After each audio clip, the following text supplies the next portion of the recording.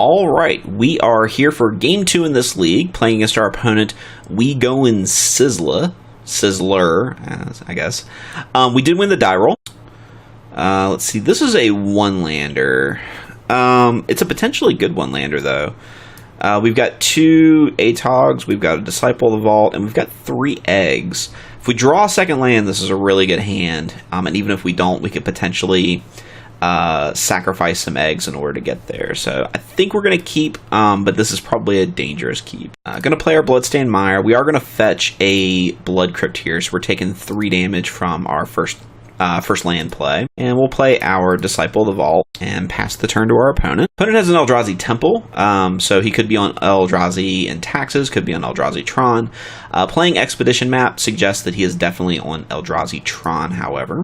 We did draw our second land, which is great. So we're going to play our Blood Crypt. We will play our Atog, and we're going to attack with Disciple of the Vault for 1. Now, fun fact, if he sacrifices this Expedition Map, we get to trigger Disciple of the Vault, because it doesn't matter if it's our graveyard or our opponent's graveyard. So any Expedition Maps that he sacrifices are going to be painful to him as well. We'll see if our opponent notices that. Plays a basic Wastes, and he has a Matter Reshaper.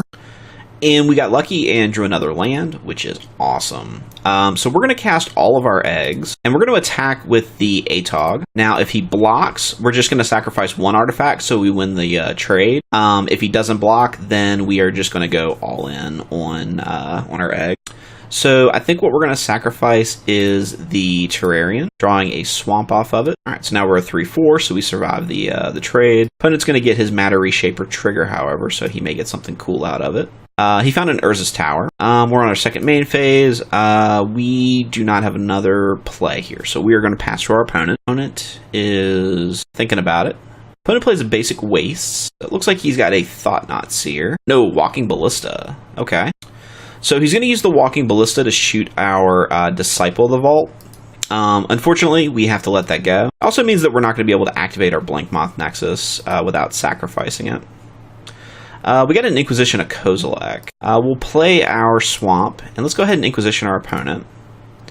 I don't think we're going to hit much out of his hand. There's not a likelihood that he has a 3 casting cost or less spell. But at the very least, we get to see what he's got.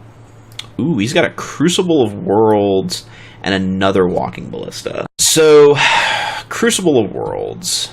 We don't have any main deck land destruction spells. And I don't think we're too worried about him having like Ghost Quarters and stuff like that. So I don't think we need to take the Crucible, but I do think we want to take the Walking Ballista. I am going to screenshot this, however. And alright, so we're going to take the Walking Ballista. And that means we are going to attack with our Atog. Let's see if he blocks. He doesn't block, so we're going to sacrifice our Chromatic Star. We drew a Pia's Revolution. Yeah, we're going to go ahead and sacrifice our Implement as well. Now, I had originally thought about activating and sacrificing our Blinkmoth Nexus as well here, but I think we want to be able to cast this Pia's Revolution, so we're going to go ahead and save it. Knock our opponent down to 13. We will go ahead and cast our Revolution, and we'll pass the turn. Opponent, looks like he drew a land. Looks like he drew a Urza's Mine. So he still has a Crucible of Worlds, an Endbringer, and a Reality Smasher. He's going to put a +1/+1 counter on his Walking Ballista.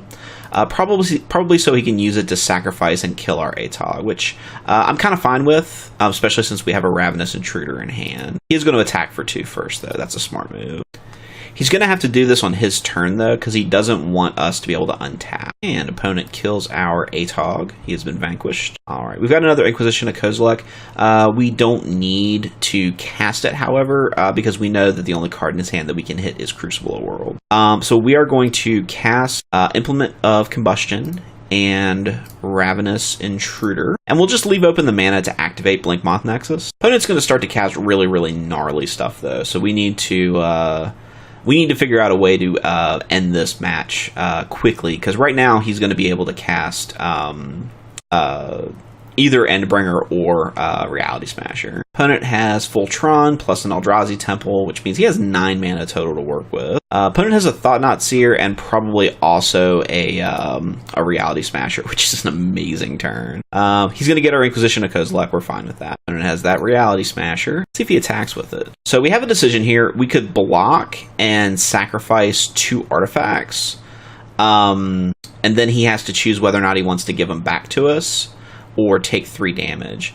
So I think that's actually the play that we're going to do. If we didn't have this Pia's Revolution, I don't think we would have done that. Oh, cancel. Sorry, he's in the attack step. We need to get to the block step. All right, now we're going to go ahead and sacrifice our Implement. He can choose if he wants us to have it back. We drew a Terrarian off of it. He decides to not let us have it back. So then we go back to, we got to activate and sacrifice. He gets to choose if he wants to let us have it back. He does not. Brings it back down to 7. So that's good. So now we have a 5/6 blocking his 5/5, and we drew a mountain. We're going to play our Terrarian.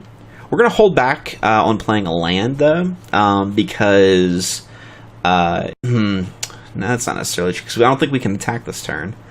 Let's see. I think we are going to sacrifice Terrarian main phase. We drew a Chromatic Star. Opponent took the 3 damage. So now we can cast the Chromatic Star, and we can attack.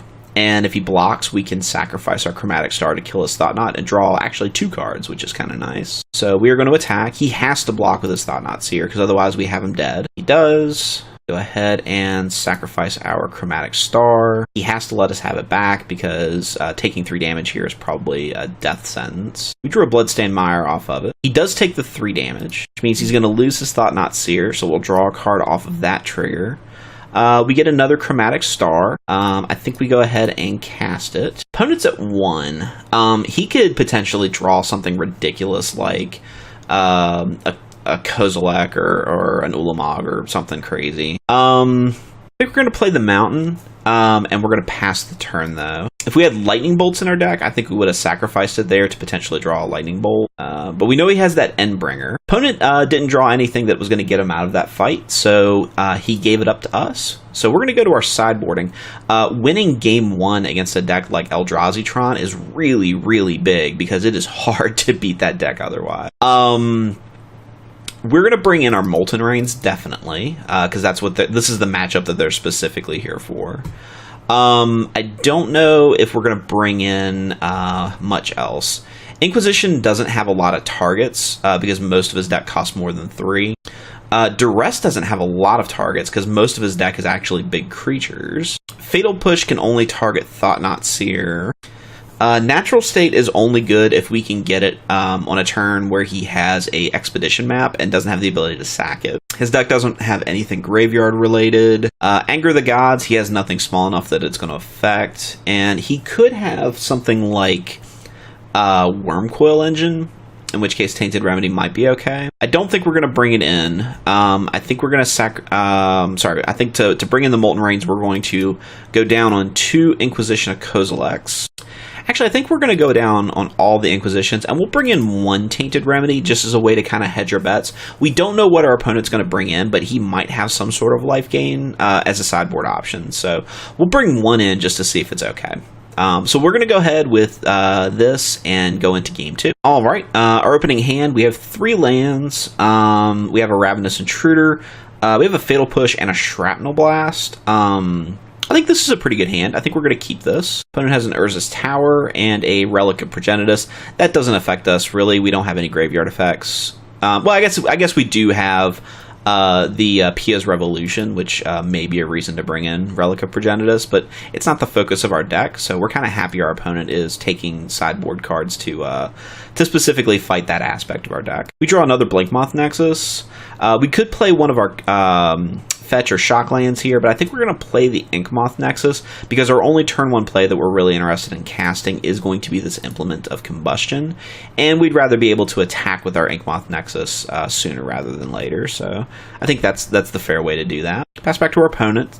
He has a Buried Ruin. Opponent has a Ratchet Bomb. Okay. Opponent's going to take up his Ratchet Bomb. All right. So we drew another land, which isn't spectacular. Let's go ahead and play our Blood Crypt untapped, and we're going to cast our Ravenous Intruder. And we'll pass the turn. I imagine he's going to take his Ratchet Bomb up to 2 so he can get rid of our Ravenous Intruder. But we'll see what he does. One of the things I like about this deck is it's actually a little tricky to sideboard against. Anytime you play like a wacky brew that's a little untested, a lot of times your opponents don't have great sideboard cards for you. So like things like Relic of Progenitus and Ratchet Bomb, they don't affect our deck all that much. Something like a Chalice of the Void, on the other hand, set to 1, would wreck us really, really hard. So we're pretty glad that he hasn't seen a Chalice. Opponent's got a Dismember. We don't have 2 artifacts to sacrifice to it, so we can't save it. And I don't think it's worth sacrificing the Implement now just to draw the additional card. It would be nice to draw that card specifically so we could get to another ATOG, but we can sacrifice the Implement to deal a point of damage anyway. So I think we're fine with the Intruder getting dismembered. We're fine with Dismemberment is what we're saying. And it doesn't have another play, fortunately. We drew yet another land. That's bad. So we'll cast our Blinkmoth Nexus, and we're going to activate our other Blinkmoth Nexus, and we'll attack for 1. Not spectacular, but, you know, we got to start whittling his life total down. Opponent is going to make us lose a card from our graveyard. Cool with that. And he's going to play an Expedition map. Opponent is stuck on lands. That's actually good for us. Alright, so we're not going to sacrifice the Implement at end of turn. We had thought about it, but we're not going to. And fortunately for us, we get a Disciple of the Vault out of it, which is spectacular.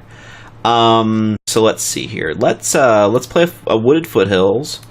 Let's sack it, and we're going to get Basic Mountain here. And we're going to play our Disciple of the Vault. Now, what we could do is we could leave up Shrapnel Blast, but I think what we're going to do is we're going to activate a Blinkmoth Nexus.